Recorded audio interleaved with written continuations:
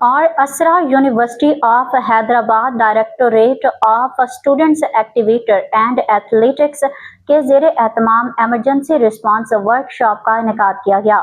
منعقدہ work shop میں commissioner Hyderabad Fayyaz حسین عباس بطور مہمان خصوصی شرکت کے۔ ورک شاپ کا مقصد کسی بھی قسم کی ہنگامی صورتحال سے آگاہی دینا تھا۔ منعقدہ ورک شاپ میں سیلاب، آگ لگنے، بجلی کے جھٹکوں اور حادثات سے بچاؤ کے عملی طریقے سکھائے گئے۔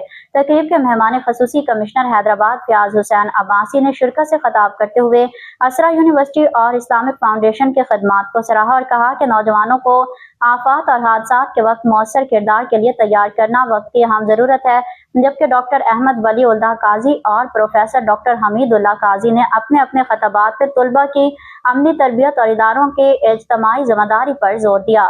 ورک شاپ میں ریسکیو ڈبل 122 کے روشن مہیسر نے CPR کا عملی مظاہرہ کیا اور جبکہ الیکٹرک کے انجینئر عمر اختر نے فائر سیفٹی اور بجلی کے جھٹکوں سے نمٹنے پر آگاہی دی۔